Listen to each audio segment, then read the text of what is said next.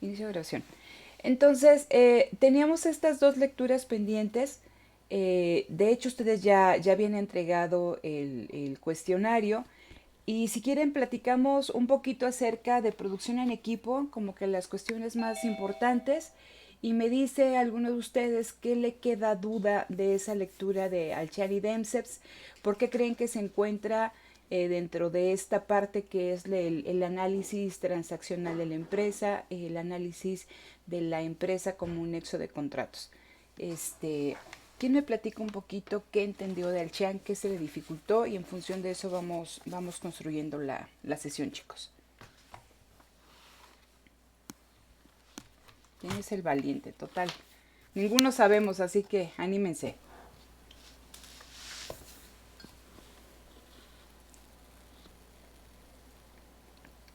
¿Ninguno? ¿Pregunto? A ver, Ana.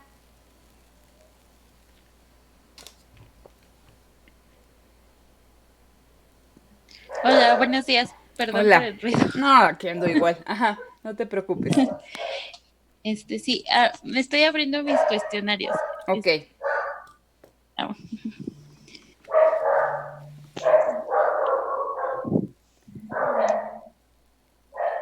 Profesora, yo llegué un poquito tarde, entonces como que escuché la mitad. Eh, ¿Qué es lo que está pidiendo en este momento?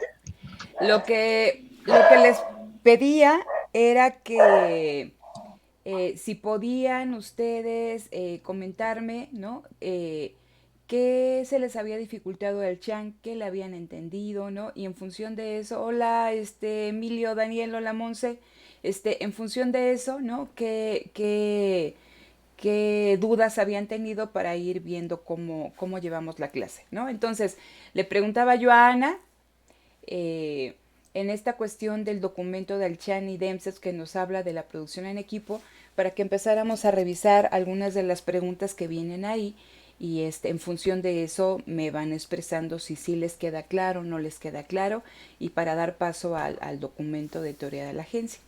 Entonces, ¿sí lo encontraste, Ana, o empezamos con alguien más?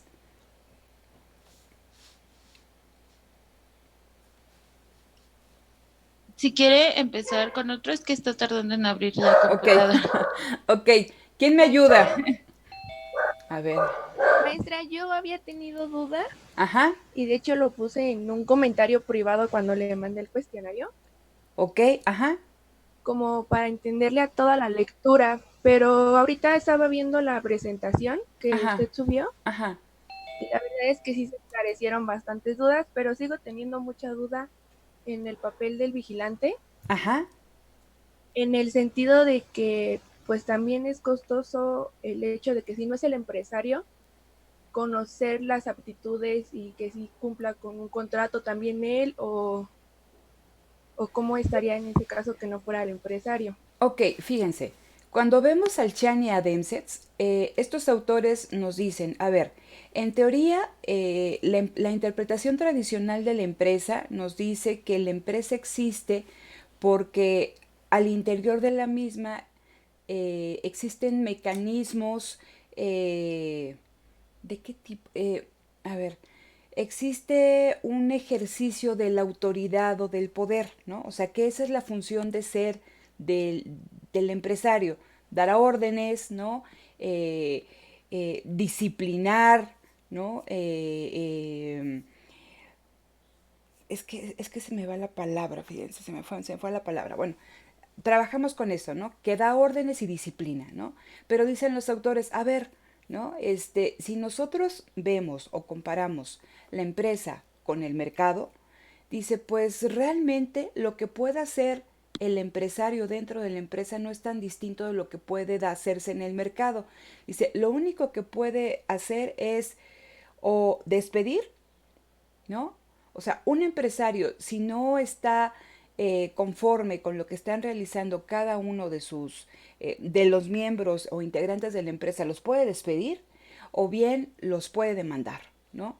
Dice, pero eso no se parece o no dista mucho de lo que se puede hacer a través del mercado.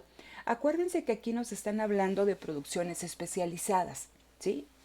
Se está hablando de una producción especializada. Nosotros platicábamos que en el mercado ¿no? Teníamos empresas pequeñas que generaban una producción especializada, ¿cierto? Sí, Entonces, pero tenemos también otra institución que se llama empresa, ¿no? Que también genera una producción especializada. Ok, bueno. ¿Cómo se genera la producción especializada en el mercado? En el mercado la producción especializada se genera a través de una cooperación inconsciente. ¿Se acuerdan toda esta cuestión de la mano invisible que cada individuo buscando su propio bienestar, ¿no? Genera bienestar para los demás y dado que no produce no todo lo que necesita, se especializa en algo, necesita intercambiar con otros productores también de ciertas cuestiones especializadas, ¿no? Y entonces cooperan, pero es una cooperación inconsciente.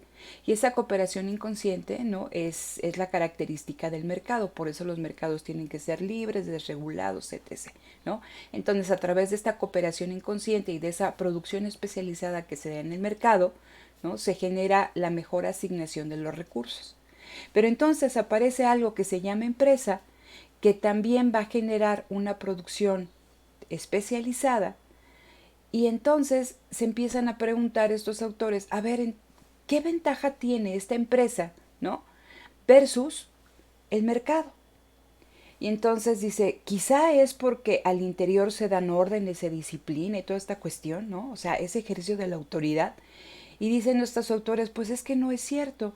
Dice, porque donde empezaba, lo que puede hacer el empresario no se diferencia mucho de lo que se puede hacer afuera. Dice, porque afuera tú identificas, o sea, cuando digo afuera, en el mercado, ¿no? Cuando tú ves en el mercado a productores eficientes o ineficientes, el mismo mercado castiga o premia. ¿En qué sentido? De que los productores ineficientes van a salir del mercado porque van a tener los precios más altos. Entonces, al ser ineficientes nadie les va a comprar y en una cuestión de darwinismo, ¿no? Económico, van a desaparecer y solamente van a permanecer en el mercado los más eficientes, ¿no? Los que dan los precios más bajos, etc. Entonces, eh, dicen estos dos autores, a ver, pero la empresa, nosotros tenemos que verla más allá de esta interpretación como alguien que da órdenes, como que tiene poder para disciplinar. Tenemos que ver a la empresa en el sentido de que esa producción especializada, ¿sí? Se genera a través de la producción en equipo y que esa producción especializada es resultado de una planeación consciente, distinto a lo que aparece en el mercado, donde la planeación es inconsciente y que únicamente es la suma de esfuerzos individuales. Dice, pero dentro de la empresa, ¿no? Esa producción es resultado, ¿no?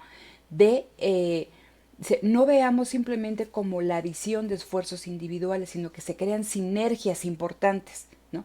Que va más allá de la suma de las diferentes partes, dice, y la producción, o sea, la característica de la empresa es la producción en equipo. ¿Sí? Entonces, ahí es cuando ellos hacen la distinción. Dice, el problema que ellos detectaban, ¿no? En esta cuestión de la empresa era observar bajo qué circunstancias la producción especializada, ¿no? Generada a través de la producción en un equipo era más eficiente que la producción especializada generada a través del mercado. ¿No? Entonces, nosotros sabemos, por lo que vimos con Coase, por lo que vimos con Williamson, que cualquier transacción que se realice en el mercado va a tener problemas de contratación. Por lo que hablábamos, ¿no? Estos supuestos conductuales del oportunismo, la racionalidad limitada, la especificidad del activo, los contratos incompletos. Entonces, sabemos que siempre que tú te acercas al mercado y dependiendo de cómo se conjuguen estas cuestiones que platicábamos, la frecuencia con que realices tú la actividad, va a haber mayores o menores problemas de contratación. Hay incertidumbre. Y platicábamos que una empresa internaliza actividades para minimizar la incertidumbre, ¿no? Entonces, siempre que tú, ¿no? Te acerques al mercado, van a existir costos de transacción, ¿no? Ya nos decía Williamson, ex ante y ex post. Entonces, ¿qué ventajas tiene la producción en equipo, ¿no? Realizada a través de la empresa respecto a la compra de cierto bien en el mercado. Entonces ya nos adelantaban los autores una primera ventaja. Dicen, a ver, la producción que se realiza en la empresa no es únicamente la suma de esfuerzos individuales, no, es algo más. ¿Sí? No es 1 más 1 igual a 2, sino que se generan sinergias importantes, se generan habilidades, se genera conocimiento, ¿no? Entonces dice, eso es importante. Dice, ahora, ¿no? Tenemos que ver si es menos costoso, o más costoso que realizar esa transacción en el mercado. ¿Hasta aquí vamos bien, todos? ¿Sí? Que realizar esa transacción en el mercado. Entonces, decían los autores, uno de los supuestos que se manejan tradicionalmente cuando se analiza el papel de la aportación de los factores productivos, ¿no? a la producción de la empresa es que a cada uno se le remunera en función de su productividad. Entonces nosotros sabemos que al trabajo se le va a remunerar en función de su productividad marginal, ¿no? Y también tenemos ahí esta curva de demanda de trabajo, ¿no? Y entonces a medida que va disminuyendo la productividad marginal del trabajador, se le paga menos. ¿Por qué? Porque te está produciendo menos, ¿no? El problema que detectaban los autores era que, dice, en las interpretaciones tradicionales tal parece que de una manera mágica o automática se sabe cuál es la productividad marginal, ¿no? de cada individuo y se le paga o se le remunera en consecuencia.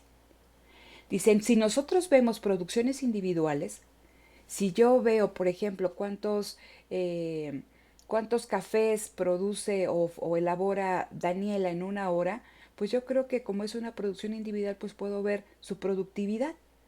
Pero eso es bien difícil, o sea, dice, pero eso es bien difícil, o sea, estoy viendo una persona, ahora imagínense un montón de personas. ¿Cómo identifico cuál es la productividad marginal de cada una de ellas para pagarle? Y entonces, tradicionalmente en microeconomía decimos, dependiendo de la productividad marginal, es el salario, ¿no? O sea, dependiendo de qué produzca esta persona, de qué tan eficiente sea, se le va a pagar, se le va a remunerar. El problema que identifican estos autores aquí son dos. Dice, a ver, conocer la productividad marginal de cada individuo no es ni automático ni es barato, ¿sí? Dice, entonces, ahora imagínense identificar la productividad marginal de los miembros de un equipo. Porque si o sea, estamos hablando que la empresa, ¿no? La producción que se genera no es producto de una persona, sino es producto, ¿no? De la productividad marginal de equipos de trabajo. O sea, lo que nosotros estamos viendo es precisamente eso, la productividad marginal de un equipo, pero no la productividad marginal de cada miembro del equipo. Entonces dicen estos autores, primero, ¿no? Conocer la productividad marginal, pues nos requiere invertir tiempo para identificar qué hace cada uno, qué no hace. Y eso, ¿no? genera costos. Entonces no es automático y no es barato de medir. ¿Sí? Ahorita platicamos un poquito más de eso. Dice, y estos autores también dicen, contrario a los postulados neoclásicos, que la causalidad no va dependiendo qué tan productivo eres, es tu salario. Ellos decían, no, la causalidad va en el sentido contrario. Se tiene que establecer un sistema de incentivos para, ¿no? favorecer aumentos en la productividad, ¿no? Lo que ellos decían es que en lugar de que sea productividad, ¿no? Está en función bueno, que dependiendo de la productividad es el salario, ellos decían que no, que dependiendo del salario es la productividad. En la parte inicial de las diapositivas decía, si no hay un buen sistema de remuneración, si no hay un buen sistema de incentivos, los miembros del equipo van a estar, ¿no? incentivados a trabajar o a no trabajar. Entonces, o sea, imagínense ustedes de que yo les pago a todos ustedes 10 pesos la hora y no sé si trabajan o no trabajan. Entonces Daniela puede ser súper trabajadora, propositiva, etc., ¿no? Y Javier así como que ya llegué, ¿no? Y todos van a recibir 10 pesos. Perdón, Javier, es que llegaste al último, entonces ahí te tengo, ¿no? Entonces, Si a todos les pago o sea, si a todos les pago lo mismo, ¿ustedes van a tener algún incentivo para trabajar más? Pues no.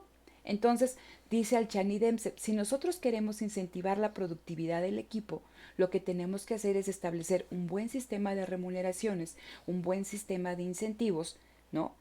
Que haga precisamente eso, que incentive el trabajo eficiente. Dice, pero si ese sistema no está bien establecido, ¿no? Los diferentes miembros del equipo van a optar, y venía una palabra que era remolonear, ¿no? ¿Qué es remolonear?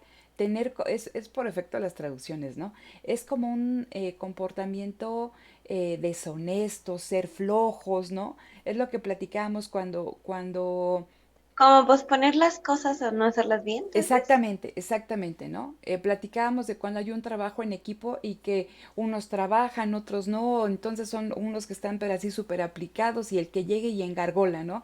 Y el profesor o la profesora les pone 8 a todos, pero realmente, o sea, yo estoy premiando la productividad de ese equipo, pero no supe lo que sucede tras bambalinas. ¿Por qué? Porque tendría yo que haber establecido sistemas de monitoreo individuales, ¿no? Con cada uno de los miembros del equipo para saber si trabajaron o no trabajaron y en qué grado trabajaron. ¿Sí me explico? Entonces, el problema aquí es que si yo quiero saber la productividad marginal de cada uno de los miembros del equipo, yo tengo que incurrir, ¿sí? En costos. Ajá. ¿En costos de qué? Costos de monitoreo o de supervisión. Entonces, cuando platicábamos nosotros al inicio de la presentación, ¿no? De que yo voy a comparar qué tan costoso es producir al interior de la empresa o bien producir, ¿no? No producir, comprar en el mercado, yo tengo que comparar estos costos de supervisión, estos costos de monitoreo, ¿no? Si yo realmente quiero hacer que mi equipo trabaje bien y también crear todo un sistema de remuneraciones e incentivos también le genera costos a la empresa. No sé si se acuerdan que venía un ejemplito, ¿no? De lo que pasaba en una universidad y que decían, ya sabemos que los trabajadores en la universidad se vuelan las plumas, el papel, ¿no? etc. Dice, son costos que tú ya asumes, pero al final, dice, es un costo, ¿no? Que la empresa tiene que descontar. ¿Por qué? Dice, porque estás trabajando, a través de un equipo, ¿no? Dice, y generalmente la producción en equipo vía la empresa es mucho más eficiente que la producción que se da, ¿no? Fuera, en el mercado. Entonces decían, ya después los autores, entonces, la producción en equipo, ¿no? Dado que es especializada y por todas esas cuestiones de que se conjugan diferentes habilidades, conocimientos, resulta ser muy superior a la producción en el mercado. Dice, pero el problema es que producir internamente, y ya lo veíamos con Williamson, con los costos de la gobernación, ¿no? Si tú internalizas una actividad significa que tienes que crear toda una estructura gerencial que se encargue de qué? De llevar a cabo esa actividad dentro de la empresa. Entonces eso también te genera costos. Ahora lo que nos están diciendo Alchani Dempsey es que, ¿no? Aparte de esos costos, ¿no? Se generan costos por monitorear lo que hace cada uno de los miembros del equipo. Y dice también, se generan costos por crear sistemas de incentivos y de remuneraciones a fin de hacerlos que trabajen. No sé si me explico, ¿no? Entonces dicen aquí, imagínense, ¿no? Si nos ponemos nosotros, si yo le digo a algún miembro del equipo, oigan, pues vigila a tu compañero, ¿no? Entonces, ¿qué problema se puede gestar ahí? Pues que Daniela Hernández es super cuata de Daniela Sánchez Bastida y entonces una de las dos le gusta el remoloneo y dice, no, no te preocupes, ¿no? Comadre, yo aquí te cubro.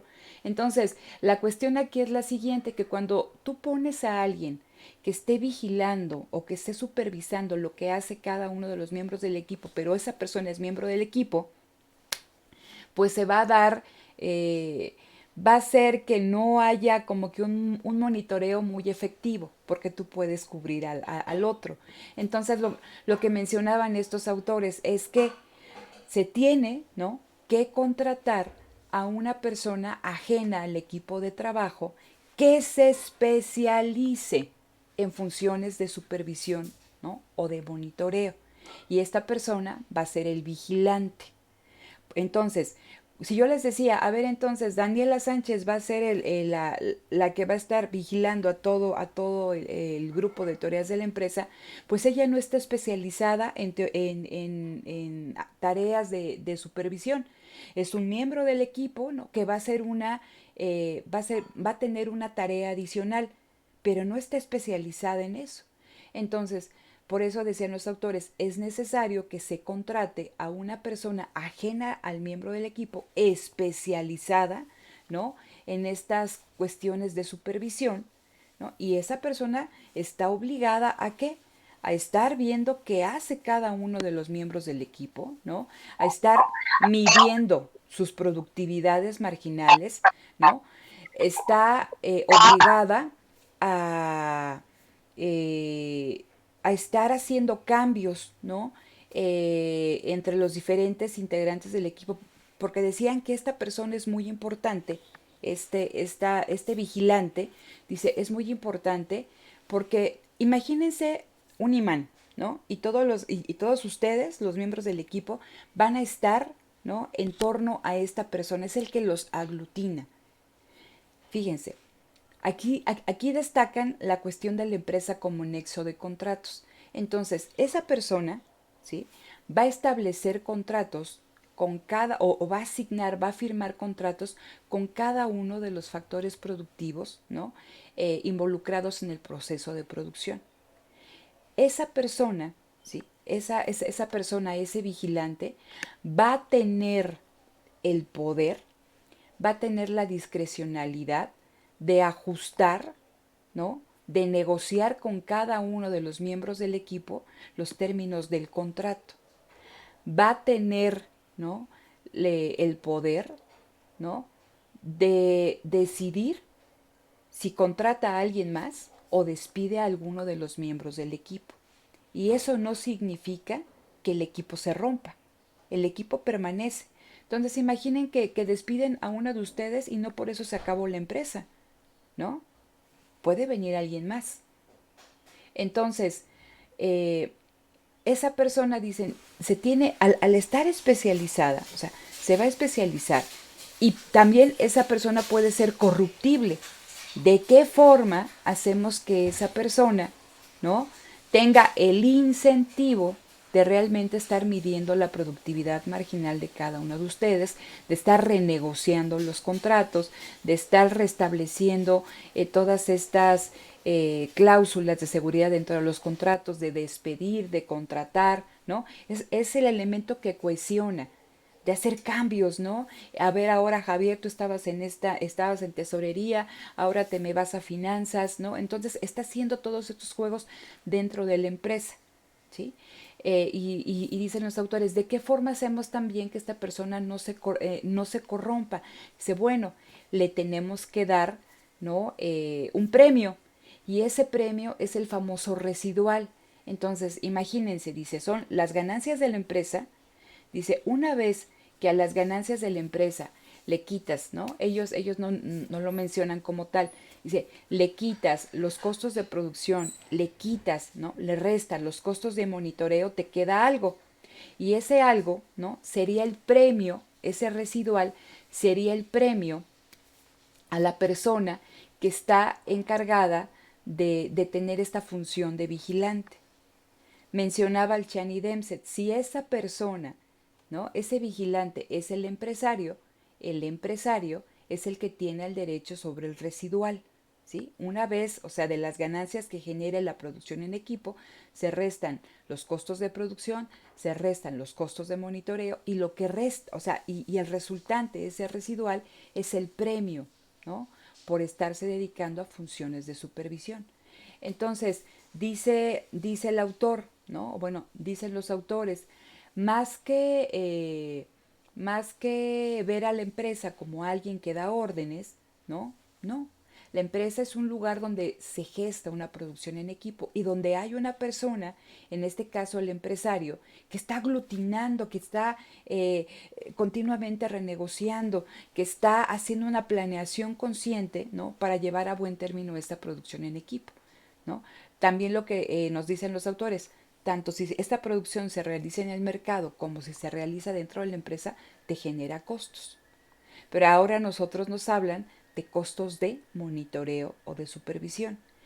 Y esta lógica de los costos de monitoreo y supervisión lo va a retomar más adelante, no en el sentido de lo que están analizando, porque Alchan y Dempsey analizan la producción de la empresa, pero estos costos de supervisión los vamos a retomar con la teoría de la agencia, cuando hablan, ¿no?, de que hay una divergencia de intereses. Aquí también hay intereses distintos.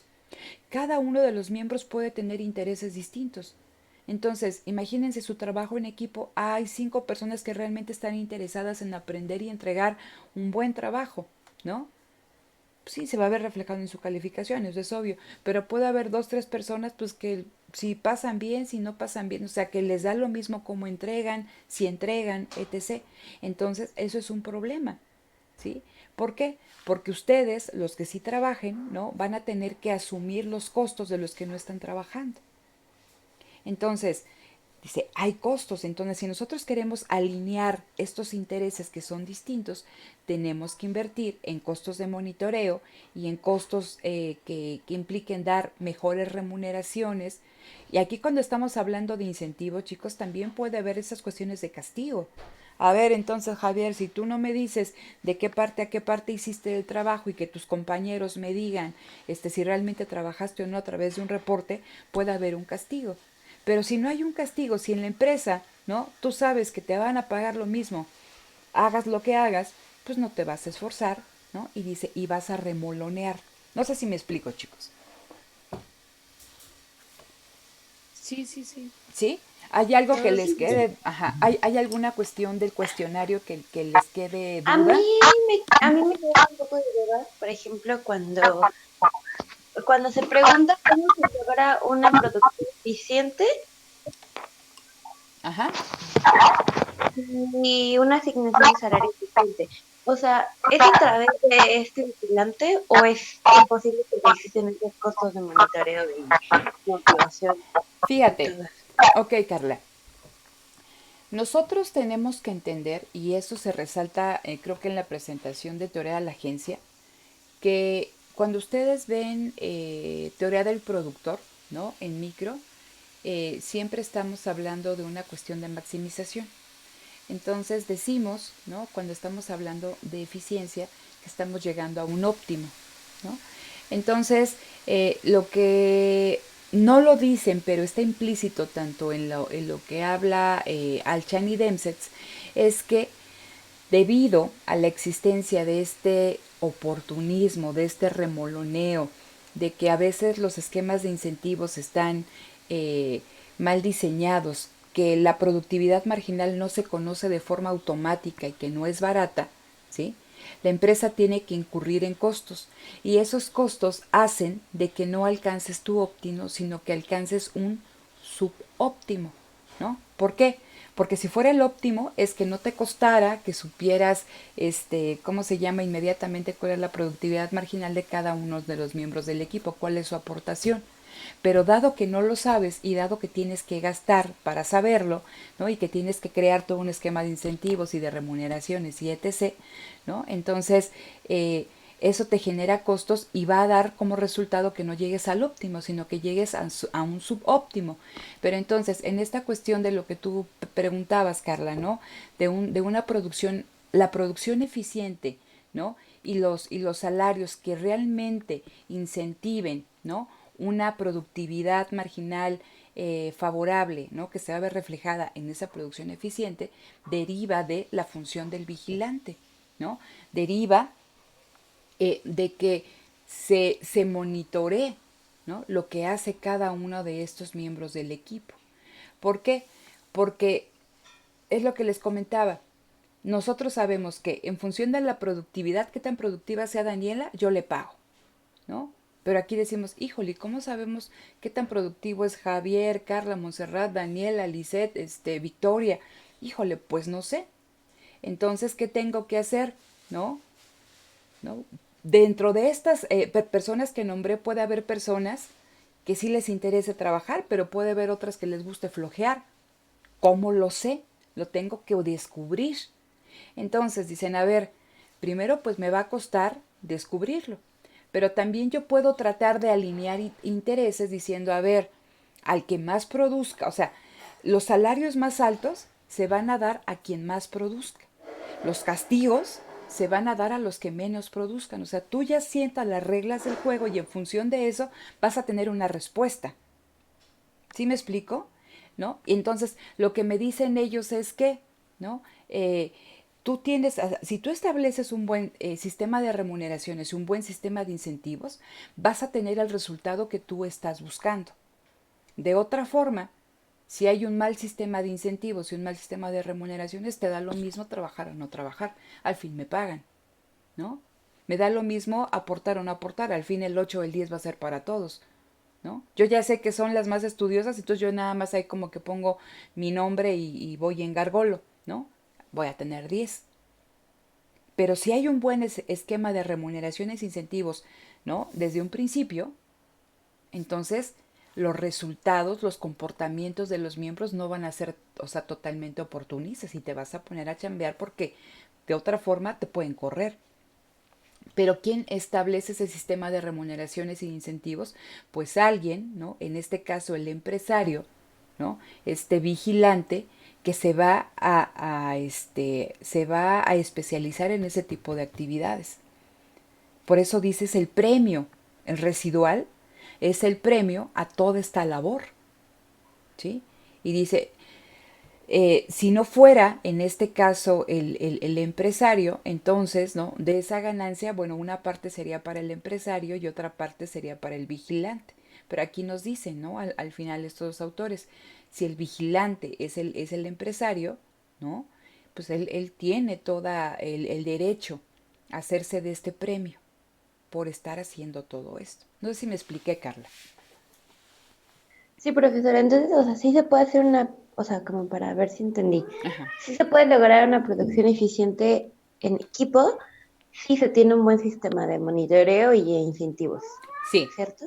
sí, Ok. pero te digo, estamos hablando de que no es la eficiencia del óptimo, ¿no? Es un subóptimo porque estás incurriendo en costos. ¿Sale? ¿Alguien más que tenga duda aquí de Archan?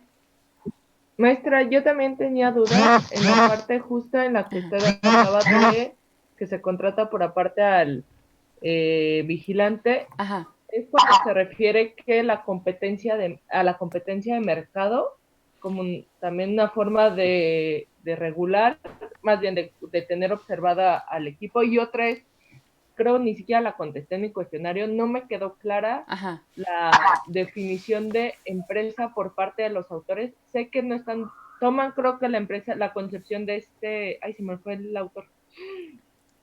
Bueno, Acuérdate, Monse. de Quas, Ajá. toman por favor, toman la concepción de Quas, pero no están de acuerdo con ella, ¿no? Porque dicen que ellos van más allá de la definición que da Quas, pero nunca tuve como en claro cuál es su definición de empresa. Ok. A ver, fíjense. ¿Qué incentivo, no? ¿Qué incentivo pueden ustedes tener como miembros de un equipo que trabajan en una empresa? ¿No? Entonces, si tú trabajas bien, ¿no? Vas a tener derecho a ciertas prestaciones, vas a tener un buen salario, ¿no? ¿Por qué? Porque yo puedo monitorear lo que hace cada persona. Entonces, estoy segura, ¿no? Que no se comportan igual, o sea, un ejemplo, ¿no? Ustedes en un examen cuando alguien los está viendo que cuando no te están viendo, ¿no? Entonces, generalmente, cuando nadie te ve, pues haces lo que se te da la gana, ¿no?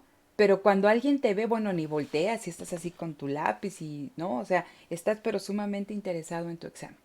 Veamos acá, ¿no? Cuando sabemos que nos van a ver, nos medio maquillamos, nos medio peinamos, pero cuando no, ni nos quitamos la pijama, ¿sí o no? ¿Por qué? Porque no me ven, el comportamiento es distinto. Entonces, lo que dice aquí, ¿de qué forma incentivo a estos miembros del equipo para que trabajen de una forma eficiente, para que sean productivos? Entonces, uno de los incentivos es que si no trabajas, te despido, ¿no? Entonces, siempre el mercado, ¿no? Se va a establecer como un mecanismo, ¿no? De coerción para el miembro del equipo, en el sentido de que si yo despido a uno de ustedes, voy al mercado, ¿no? A un mercado, este mercado de factores, y contrato a alguien que pueda incorporarse, ¿no? Al equipo. Y venía una parte en la diapositiva que decía, pero esa persona que se incorpora tiene que saber, o sea, también él tiene que saber cuál era la productividad marginal del miembro que se fue para tener productividades marginales por encima de lo que se fue, o sea, para que realmente él esté desempeñando una producción más eficiente que aquel que fue reemplazado. Y también decían los autores, Monse, pero si no están bien especificadas las remuneraciones ni los incentivos, esta persona que se incorpore al equipo, a este nuevo miembro del equipo, va a tener todos los incentivos a hacer lo que hacía el otro, ¿no? Entonces, cuando ustedes los contratan en un trabajo y dicen, no, es que el otro era bien flojo y no hacía nada, ¿no? Bueno, yo soy la maravilla andando, yo, de aquí, del que lo corrió al otro jefe, ahora soy yo, bueno, usted va a ver la diferencia. Pero si ustedes van dándose cuenta a lo largo del tiempo, conforme van trabajando en esa empresa, le van tomando, ¿no? La medida a su jefe, pues puede ser que hagan lo mismo que el otro o peor, ¿no? ¿Por qué? Porque aquí está implícito toda esta cuestión de que pues existe oportunismo, ¿no? Que no necesariamente todos los miembros del equipo son oportunistas, pero descubrirlo, ¿no? Es costoso. Entonces, no necesariamente todos los miembros del equipo les gusta ser flojos, ¿no? O deshonestos, pero descubrirlo es costoso. Y sí o sí va a haber algún miembro que tenga esas características. Entonces, siempre está el mercado como ese incentivo de que si no trabajas te despido. Por eso decíamos que este empresario aglutina o cohesiona un montón de cosas. Él decide, ¿no? Qué miembro se va hacia qué área. Él continuamente está renegociando los términos del contrato con cada uno de ustedes. Empresa, ahí vamos, empresa como nexo de contratos. Pero más allá, o sea, más allá de ver, ¿no? A la empresa como un nexo de contratos, que es lo que dice Coase y que dice Williamson, ellos van más allá porque te dicen, la empresa no solamente es un nexo de contratos. La empresa, ¿no? Es un entorno, es un espacio donde se genera una producción especializada, pero esta producción especializada deriva de una producción en equipo que crea sinergias en términos de conocimientos y habilidades, ¿no? Y dice también, es importante que nosotros veamos que la empresa no solamente es un lugar de dar órdenes, no, ¿no? O sea, como esa tradición, o sea, esa interpretación tradicional de que en una empresa hay alguien que es el empresario y que su función es ser autoridad, disciplinar. Dice, no, la empresa es algo más que eso. Sí hay contratos, sí hay contratos. Sí hay disciplina, sí. Pero se genera producción en equipo. Y esa producción la dirige ¿quién? Un empresario, un administrador. Dice, esa es la razón de ser de la empresa, ¿no? Producir en equipo. ¿Sí me explico? Entonces, está implícita la visión de Coase, está implícita la visión de Williamson, ¿no?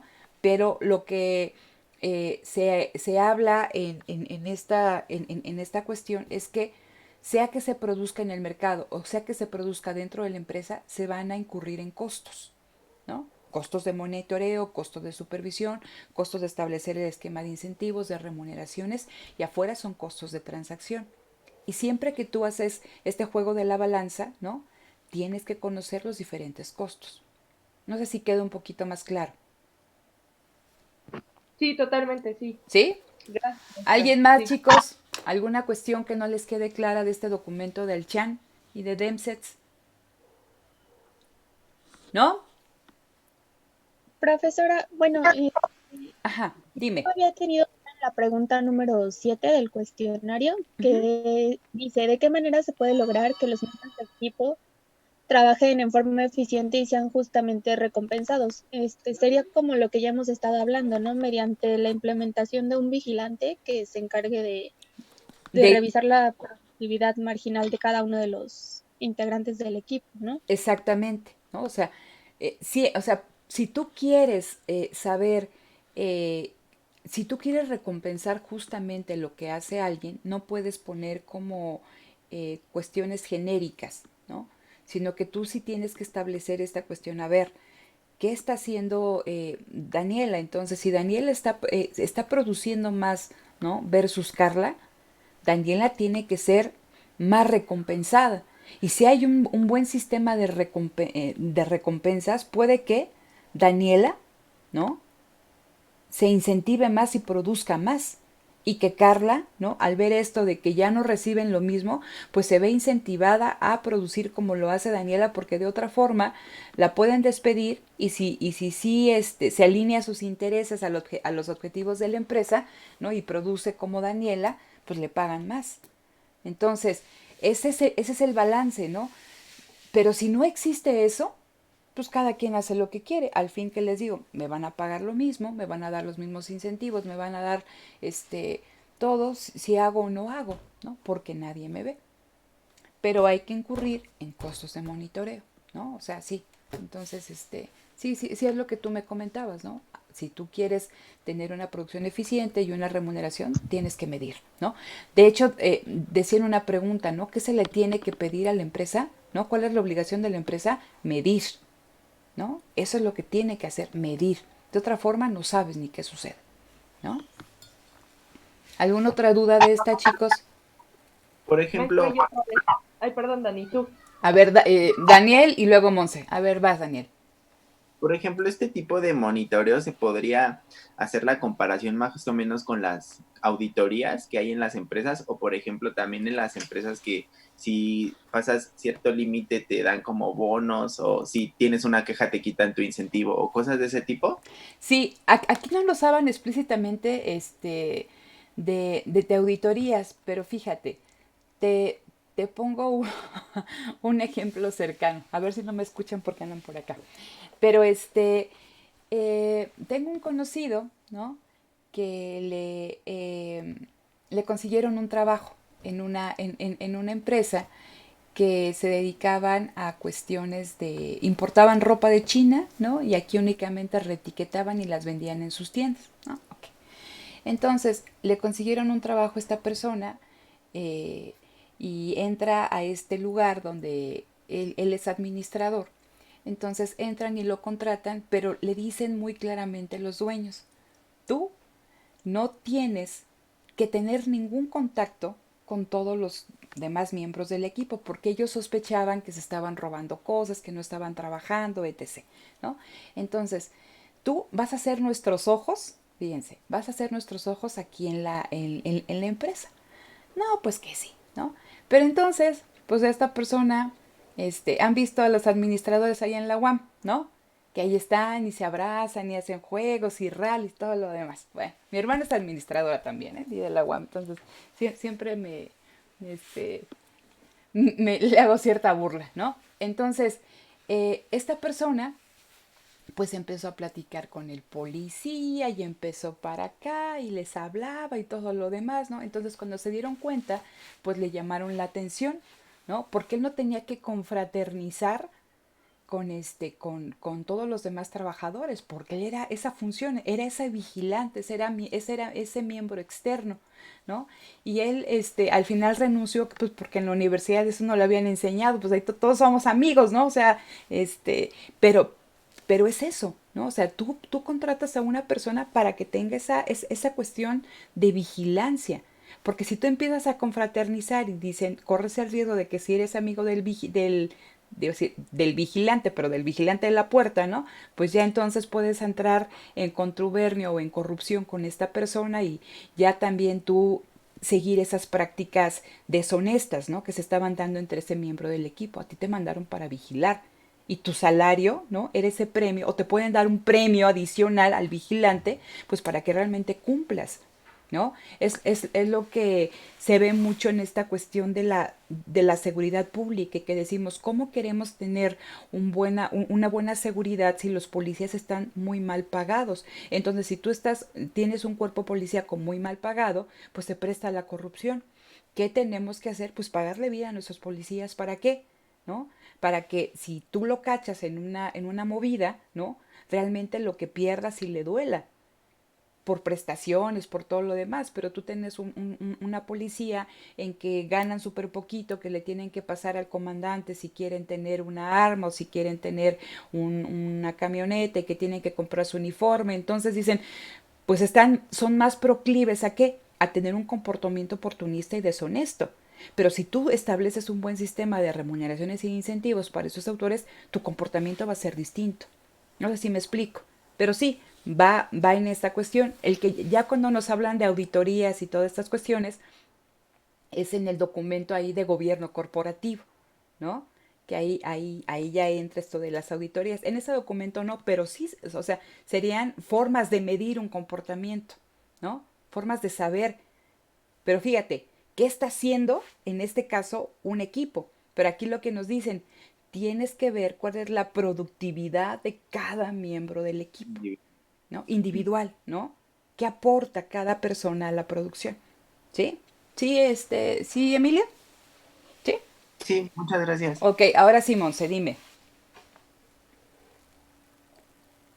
Listo. Más adelante, cuando en la lectura habla de los tipos de empresas, porque eso me quedó un poco de duda, porque creo que esa parte no la aborda el cuestionario, Ajá. creo, cuando habla de sociedad civil, no, no es cierto, no habla de sociedad civil, bueno, como cooperativa, donde son otras formas que adopta la empresa, ahí cambia el papel del vigilante según cómo se estén organizando, cómo se organiza el equipo. Por ejemplo, había una parte del que el equipo también es parte propietario del capital, ¿no? Sí. Entonces, ahí cambia la función del vigilante o no hay necesidad de un vigilante, o sea, o porque esa parte de la lectura, porque como que no me quedó muy, muy clara, porque dije, ay, eso viene en el cuestionario o no, o esa parte que decía que son otras formas de organizarse que disminuyen los costos del vigilante, etcétera. Sí, fíjate, esa parte no viene en el cuestionario, pero es interesante porque, deja ver si me acuerdo, es interesante porque cuando hablan de la producción en equipo, en teoría, vía una cooperativa, bueno, no en teoría, cuando estamos hablando de una cooperativa, pues todos los miembros de ese equipo son propietarios, ¿no? Entonces todos estaríamos bajo la lógica de que todos tienen los mismos incentivos, o sea, todos tienen convergencia de intereses y que estas cuestiones del remololeo, ¿no? Se, se, se eliminarían, ¿sí? Pero creo que decían los autores y tú me corriges, Monse, porque ya tiene tiempo que leí esta de Alchan, ¿no? Esa parte, ¿no? Que también dentro de la producción vía cooperativa, ¿no? Se pueden dar comportamientos de este tipo. Fíjense, aquí hay una cuestión interesante. Cuando se hizo, todos ustedes conocen toda esta cuestión de la producción en los ejidos, ¿no? ¿Qué era la producción en ejidos? Un ejido no era tu tierra y también en un ejido tú podías, al ser propiedad colectiva, ¿sí? Podía haber personas que trabajaran o no la tierra, al fin, la tenencia no era tuya, sino era de una colectividad. Entonces, ¿no? Uno de los argumentos que se dieron para privatizar los ejidos es de que si tú privatizabas lo que antes era colectivo, ibas a generar, ¿no? Mayores niveles de productividad, porque decían que la colectividad no servía porque era ineficiente, ¿no? Ese es un argumento, o sea, no estoy diciendo que esté de acuerdo, ¿no? Pero es lo que te dicen, vía colectividad no se observa qué hace qué, o sea, qué hace quién o qué no hace. Pero cuando esto se individualiza, ¿no? Cuando de esta parte del elegido eso ya es tuyo, Monse, ahí sí veo qué haces, ¿no? Entonces, lo que decían los autores, a ver, con una producción vía una cooperativa, ¿no? Pues aquí tendría que haber convergencia de intereses porque todos son dueños. Lo que no sucede en una empresa normal, que eso se toca cuando se habla de teoría de la agencia. Dicen, hay una separación entre la propiedad, ¿no? y la dirección. Si tú lo piensas aquí en términos de la producción en equipo y de la función del vigilante, y cuando decimos que no necesariamente el vigilante es el dueño, también hay una separación entre la propiedad y el que decide dentro de la empresa. Entonces tú le tienes que crear a ese vigilante el esquema para que cuide tus intereses, ¿no? Respecto al ejemplo que yo les ponía. Y a su vez, este vigilante tiene que crear los esquemas, las remuneraciones, la medición, cambiar a los miembros, etc., para asegurar que se están cumpliendo con las cosas. Déjame reviso bien esa parte y si quieren les subo ahí un documentito porque te digo, o sea, ya tiene, no, que ha pasado un año, ¿no? Como unos 20 días que leí el documento, pero no me acuerdo bien. Y como no venía en el cuestionario, no le puse mucha atención en el momento, ¿no? O sea, ahora que lo revisé, pero lo leo nuevamente y si quieres, más adelante te lo aclaro, Monse. ¿Sale? Sí, gracias, ¿Sí? maestra. Ya. Bueno, ¿alguien más acerca de Alchan? ¿O empezamos con Jensen y Mecklin? Bueno, yo tengo una duda rápida. Dime, Carla. Decía en una de las preguntas, creo que la 8 o la 9, que cuál sería una forma de reducir los costos de monitoreo. Ajá. Esta reducción es como lo habíamos hablado del, por ejemplo, bueno, yo puse que era a través de las competencias de mercado, como usted dijo que si yo sabía que no trabajara, si yo no trabajaba bien me iban a despedir, esa es como una forma de reducir estos costos de monitoreo del La- vigilante. ok, fíjate, la reducción del costo de monitoreo, eh, bien, a ver, nosotros ya sabemos que vamos a incurrir en costos de monitoreo, ¿sale? Entonces, tenemos que ver la forma en que esos costos sean los mínimos, porque una cosa que se me pasó a decirles es de que ya sé que hay costos, ¿no? Pero para alcanzar este subóptimo tenemos que hacer que esos costos sean los menores, ¿sí? Entonces, eh, una cuestión que haga que disminuyan los costos de monitoreo, fíjense, es el establecimiento y el diseño de un buen sistema de incentivos. Porque si tú desde un primer momento, ¿no? Dices, este es el premio y este es el castigo, ¿no? Dependiendo de cómo te comportas. Tú, ¿no? Si este esquema que tú diseñas es lo suficientemente bueno, tus costos van a disminuir. ¿Por qué? Porque tus agentes se van a ver incentivados o con el miedo o castigados de que si actúan sobre A no tienen un premio y si actúan del lado B, ¿no? Los despiden. Entonces, pero si no hay un buen esquema de incentivos, puedes tener cualquier comportamiento. Entonces, el esquema de incentivos hace que se reduzca la incertidumbre respecto al comportamiento futuro de los miembros del equipo a lo largo de lo que ellos están contribuyendo a la producción. De otra forma, si está mal especificado, ¿no? Pues o sea, puede que funcione o puede que no funcione, que tengas que estar continuamente en esta negociación. ¿Sí? Entonces, tienes el mercado, pero es fundamental y por eso nuevamente les digo esto, Carla, ¿no? Lo que decían los autores, a la empresa se le tiene que pedir medir, ¿no? Es el objetivo, o sea, su objetivo es que tiene que medir y si tú mides, ¿no? ¿Sabes qué? ¿No? O sea, que tienes que pagarle mejor a los que están produciendo más que a los que no están produciendo. Y haces todo tu esquema. Y en función de eso ya los otros saben que si hacen una cosa van a tener un premio, pero si no van a tener un castigo y que los pueden cambiar, ¿no? Entonces, también ahí en una parte nos decían los autores, este vigilante, ¿no? Es la parte común a todos ustedes, ¿sí? Es el elemento que aglutina. Pero también esa persona, y si es el propietario, él tiene el derecho a vender, ¿no? Ese derecho de vigilancia, esa propiedad, o sea, él se puede deshacer de la empresa y viene alguien más y la toma, ¿sí? O sea, tiene el derecho a quedarse con el residual, tiene derecho a vender su función de vigilante, porque ellos asumen nuevamente, fíjense, ellos siguen asumiendo que este empresario puede ser el vigilante. Pero si ustedes se ponen a pensar, ¿no? En estas empresas, estas empresas tan grandes, un empresario no puede ser al mismo tiempo el vigilante. ¿Por qué? Porque estamos diciendo que son empresas muy, muy complejas, ¿no? Entonces tiene que ser alguien más.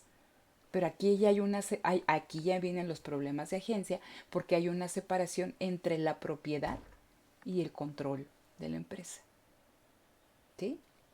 Y entonces vienen problemas de riesgo moral, ¿no? De oportunismo, de selección adversa, ¿no? Y si quieren esto ahorita lo platicamos, ¿sí? Más o menos esta cuestión de Alchan, ¿sí? Sí, ¿Alguien? profesora. ¿Sí? ¿Alguien más? ¿No? Ok, bueno. Entonces, pasamos a teoría de la agencia. Ahí les recomiendo, ¿no?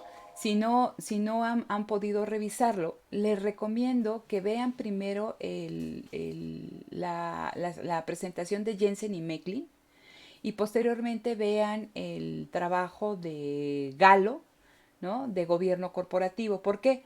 Porque en la presentación de Jensen y Mecklin se dan como que eh, los postulados, ¿no? De lo que se conoce como teoría de agencia, y ya con Galo se hace una aplicación o se analiza el gobierno corporativo, ¿no? Los problemas en el ejercicio del poder dentro de la empresa desde una visión de teoría de la agencia, ¿no? Entonces, les comentaba, ¿no? En la de Jensen y Mecklin, que ustedes deben de poder identificar tres conceptos clave. Teoría de la agencia, o sea, a ver, problema de agencia, ¿no? Costos de agencia, y se me fue el otro concepto, ahorita me acuerdo, ¿no? Entonces, vean, ¿dónde aparece el problema de agencia? Cuando se separa la propiedad del control. Entonces, ustedes imaginen una empresa, la empresa característica de la competencia perfecta, ¿no? Pequeña y especializada. Entonces, cuando es una empresa pequeña y especializada, pues dado el tamaño de sus operaciones, para gestionarla, pues basta una persona, ¿no? O basta dos, o una familia, ¿no? Entonces, significa que el dueño de la empresa hace la contabilidad, él le paga a los trabajadores, él contrata, él establece relaciones con proveedores, o sea, él es tesorería, él es recursos humanos, él es contabilidad, él es compras, él es ventas, él hace todo, ¿no? Entonces, esa empresa, ¿no? Si bien existe, cuando estamos platicando de toda esta evolución de la teoría de la empresa, pues las empresas van, al ir internalizando actividades, al ir internalizando procesos, las empresas van creciendo, ¿no? ¿Por qué? Porque aumenta su escala de operación y aumenta las cosas que hacen. Entonces, ¿cuál es el problema aquí? Que ese empresario, ¿no? Individual ya no va a ser capaz de gestionar todo lo que hace la empresa, ¿no? Todas las actividades en las que está incursionando. Entonces, ¿qué tiene que hacer? Tiene que contratar, imagínense, a una persona adicional. Ahora ya son dos o son tres, ¿no? Entonces ya tienes a uno de compras, ya tienes a uno de ventas, o tienes a uno en tesorería y tú, ¿no? Puede ser que cada una de estas personas que están en áreas neurálgicas de tu empresa no puedan tomar decisiones, sino que te pregunten a ti, oiga jefe, ¿qué hago? Ah, pues bueno, tú ya les dices. Pero imagínense que su empresa sigue creciendo. ¿Tienes que qué? Tienes que delegar cierta autoridad, tienes que delegar cierto poder para que estas personas, ¿no? Tomen decisiones, porque puede ser que tú estés o que no estés, ¿no? Entonces no te pueden estar continuamente preguntando y tienen que actuar, ¿no? Entonces, a medida que va creciendo la empresa, a medida que va internalizando actividades en esta integración vertical, ¿sí? Se va creando a su interior una estructura gerencial jerárquica.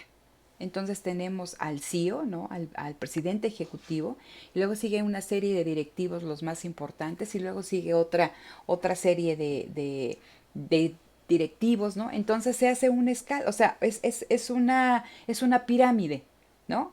Dependiendo del grado de importancia del ejecutivo, tenemos todo ahí, ¿no? Pero cada una de estas personas, ¿sí? Cada una de estas personas, pues tiene que tomar decisiones, ¿ok? ¿Hasta aquí vamos bien? Tiene que tomar decisiones. Imagínense, estamos bajo la idea, ¿sí? De que el presidente es el dueño. Pero estas empresas, chicos, ¿no? Generalmente, pues no pertenecen a una sola persona.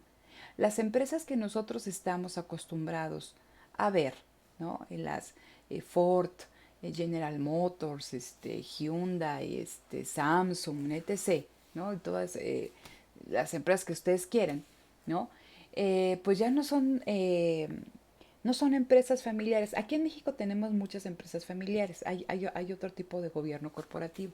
Pero generalmente las empresas anglosajonas, a las empresas americanas, no pertenecen a una sola persona, sino que, ¿no? Su propiedad está diversificada en un montón de personas, es decir, en todos aquellos accionistas que tienen, ¿no? Diferente cuantía de acciones que hayan emitido estas empresas. Entonces, vean, aquí vamos viendo que la propiedad no está concentrada, sino está dispersa, ¿no? En todos aquellos que son tenedores de acciones de estas empresas. Pero dependiendo, va a haber accionistas mayoritarios, va a haber accionistas minoritarios en una empresa, ¿sí? ¿Vamos bien?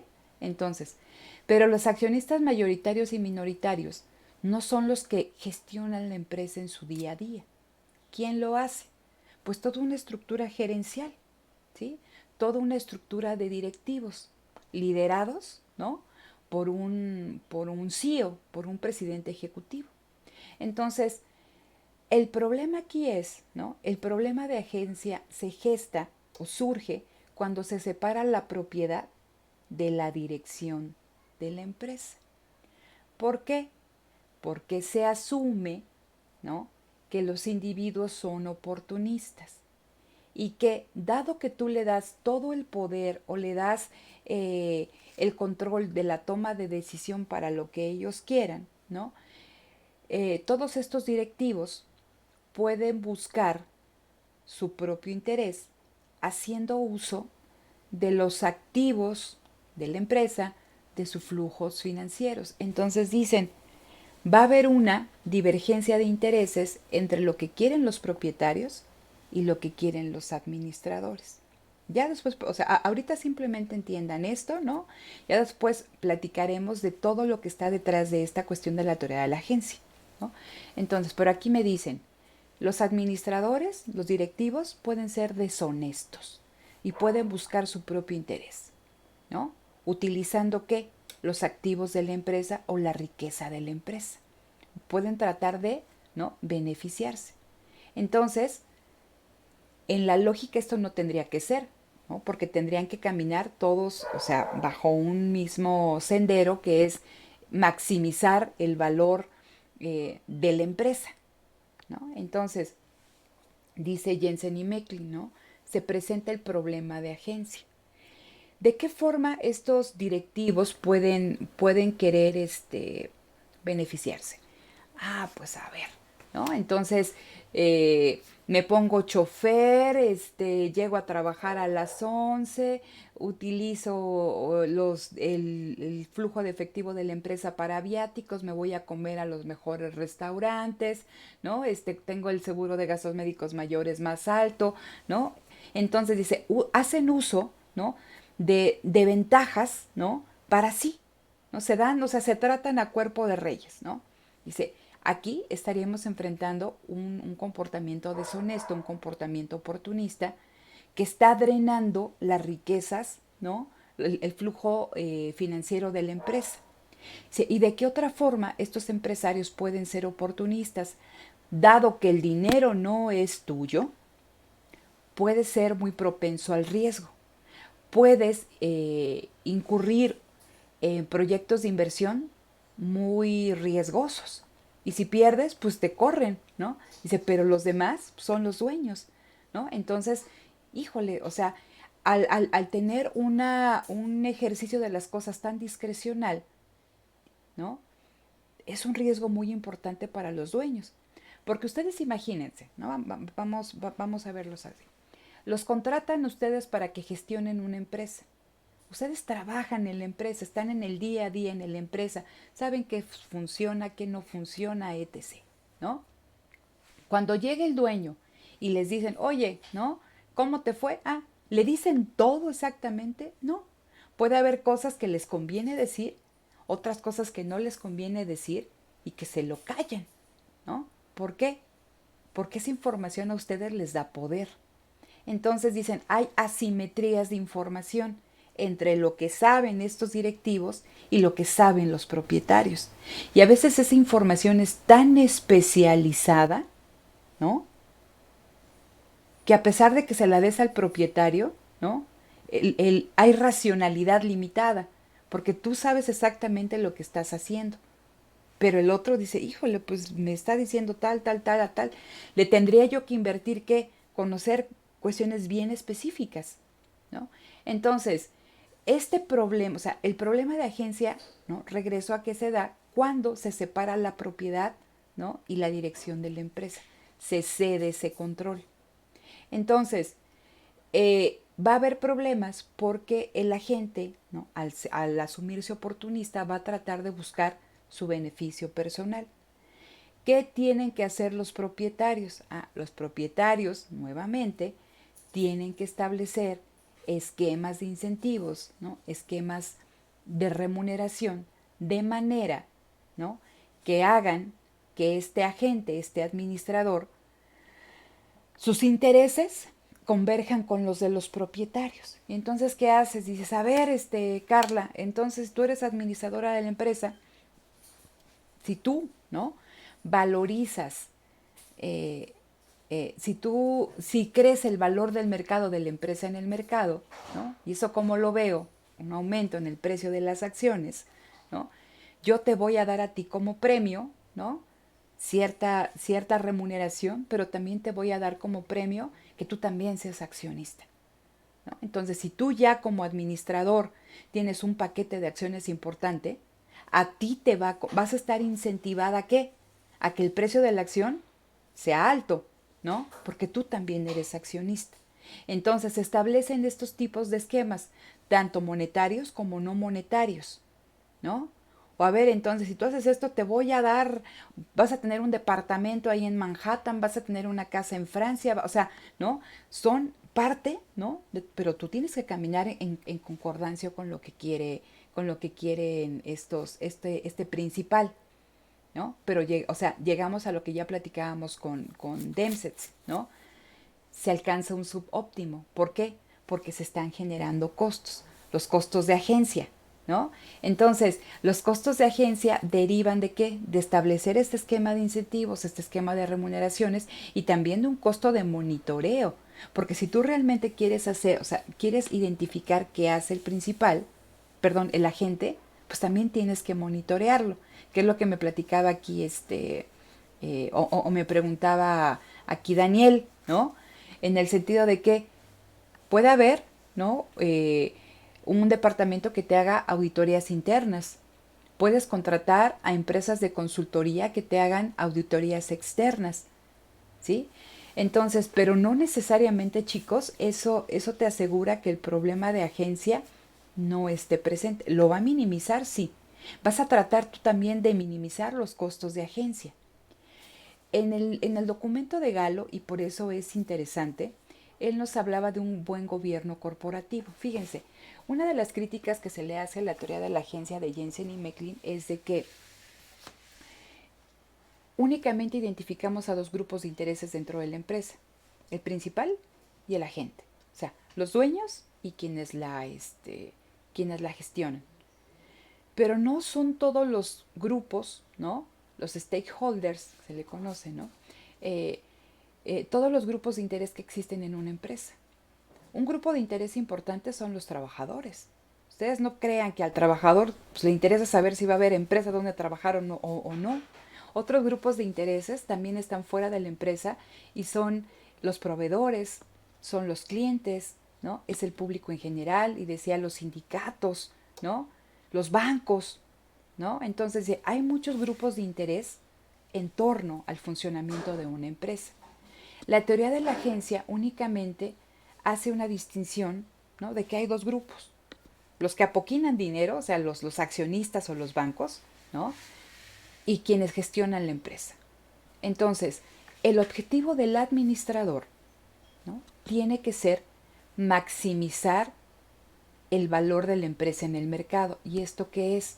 Elevar el precio de la acción, ¿no? Entonces, aquí también se asume que el administrador es oportunista. Y vean, la cuestión detrás de todo esto es que, pues no necesariamente el administrador es oportunista. Al administrador, ustedes, imagínense, ¿no? A ustedes les interesa hacer un buen trabajo. Puede haber algunos que no, pero a otros sí. ¿Por qué? Porque si no hacen un buen trabajo, pues los pueden despedir y puede venir a alguien y los puede sustituir. Entonces, a ustedes les interesa, y ven en una parte de la presentación, que la empresa crezca, que la empresa se expanda, que la empresa se afiance, ¿no? En un sector, en su rama. Para hacer eso, ¿qué tienen que hacer? Pues tienen que hacer un proyecto de inversión, tienen que invertir.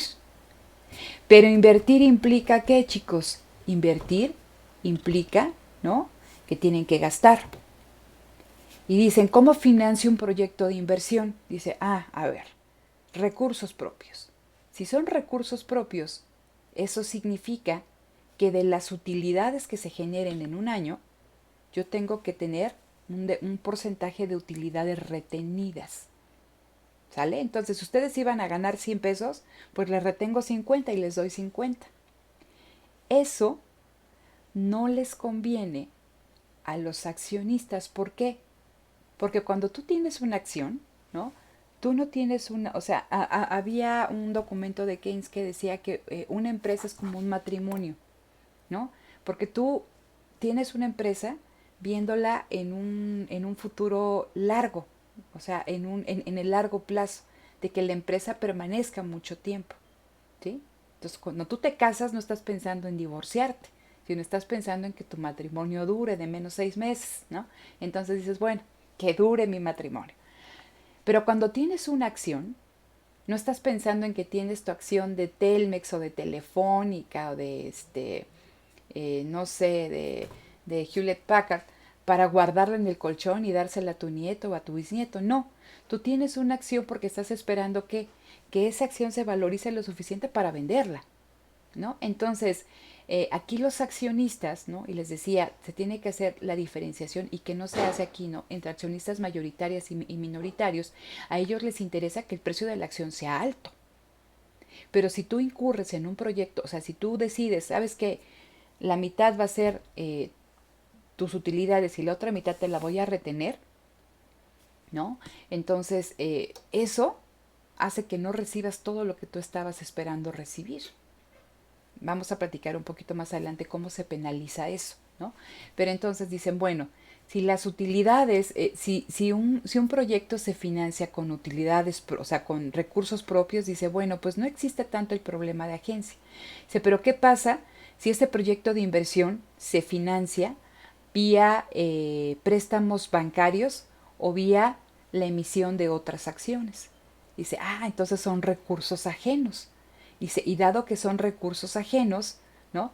Este administrador puede ser más proclive a buscar su beneficio personal, pues porque los recursos no son de él.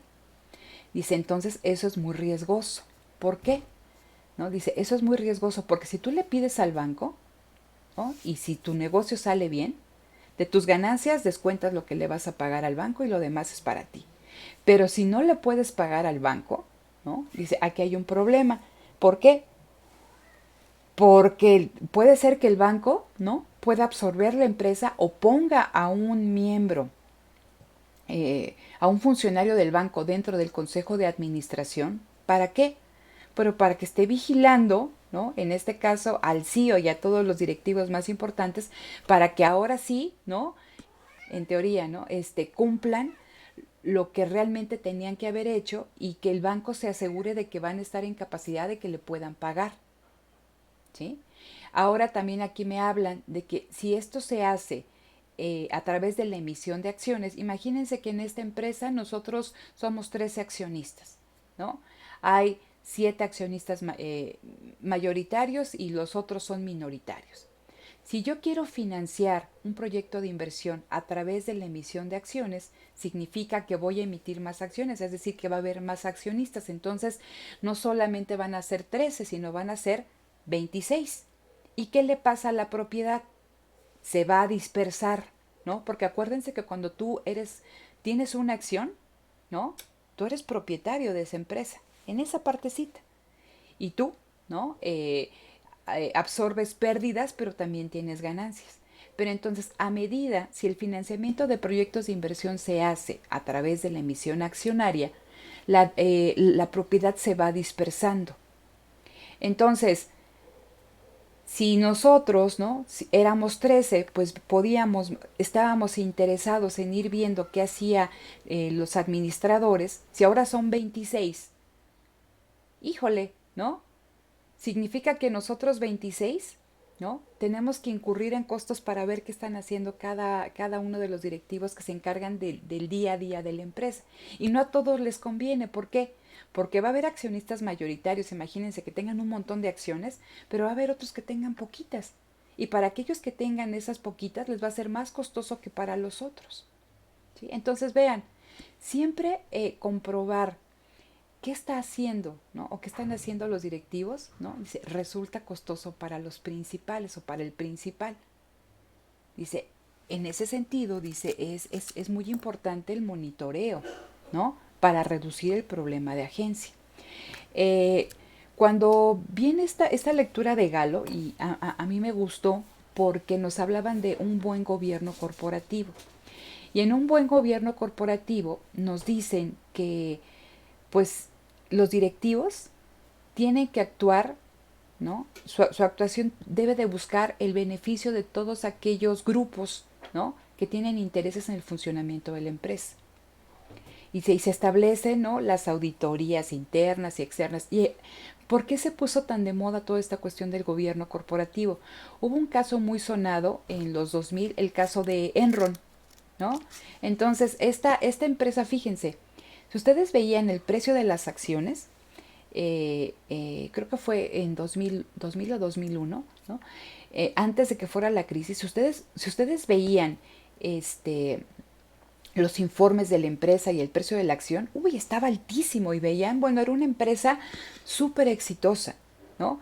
Las consultoras externas que contrataba la misma empresa, o sea, las consultoras que le hacían auditorías externas decían, no, esta empresa, o sea, su acción es ¿cómo se llama? Ay, se me fue el nombre. O sea, tiene la máxima calificación que se le puede dar a una acción en el mercado, ¿no? O sea, de lo mejor, ¿sí? Y entonces, ¿no? Meses después, la empresa, o sea, cayó en una crisis brutal porque sus directivos, ¿no? Estaban haciendo toda esta cuestión de prácticas bien fraudulentas. Y dado que la empresa era un monstruo, ¿no? Lo que ellos reportaban, ¿no? No era cierto, porque la empresa estaba teniendo muchas pérdidas, pero entonces las pérdidas se las pasaban a otra empresa, o sea, como que en toda esta maraña de empresas, en todo este entramado de empresas tan grandotote, era un corporativo enorme, ¿no? Si quieren luego les paso ahí un documento sobre el caso de esta empresa, disfrazaban las pérdidas, ¿no? Con otra empresa fantasma que creaban en otro lugar, y entonces pues la empresa era un caso de éxito. Nadie, o sea, ya cuando cae, ¿no? En este default dicen, híjole, pues no la vimos venir porque el precio era altísimo, las auditorías internas y externas me decían, bueno, que como esa empresa no había otra, ¿no? ¿Qué pasó? Entonces empiezan a hacerse muchos trabajos de gobierno corporativo. Y aquí, ¿no? O sea, es una falacia, ¿no? Es un engaño que tú contrates a una consultora externa para que te audite. ¿Por qué? Pues porque tú le estás pagando. Entonces, alguien a quien tú le estás pagando para que te audite, ¿no? Muchas veces también tiene o sea, no tiene el incentivo, ¿no? A decir que lo estás haciendo mal, Pues porque tú, o sea, tú le estás pagando. O sea, no es alguien independiente, o sea, es alguien completamente ajeno que tú no, tú lo estás contratando, entonces tú no vas a contratar a alguien para que te tire, ¿no? Entonces, es muy interesante lo que hace este autor, ¿no? Con con la forma en que vincula el problema de agencia con lo de gobierno corporativo.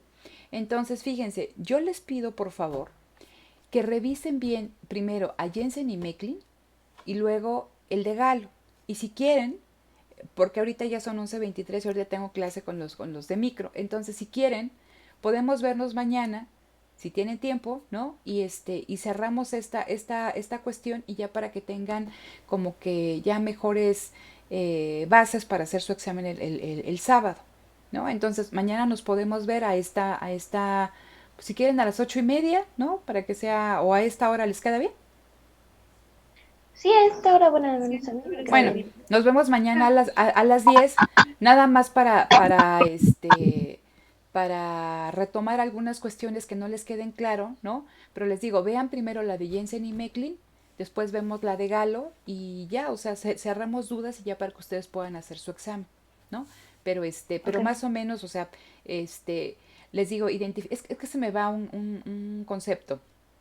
En la primera les digo, tienen que ver costos de agencia, problema de agencia y relación de agencia, creo que es, ¿no? Entonces vean esos tres conceptos y los platicamos mañana entonces a las 10. En el transcurso del día les mando la invitación y ya nos vemos mañana. ¿Les parece? Ok, perfecto, sí. Sí, Perfectísimo. Entonces Sí, ahorita maestra, muchas gracias. voy a Muchas detener gracias. Gracias. la grabación. Si quieren, la subo para que si hay algo que les queda de dudas, nada más en lo que se procesa y esta cuestión y ya está un poquito, ya está en la tarde, ¿no? Pero